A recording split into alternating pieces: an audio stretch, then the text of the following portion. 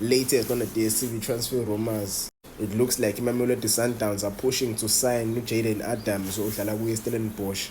This comes after iCape Town Spurs idayise umdlali wayo uChumani Butsaka bemdayisela iStellenbosch. iStellenbosch sifuna ukudayisa uJayden Adams ngoba sesithenge i-replacement yakhe. Mamelodi Sundowns are really pushing to sign this player.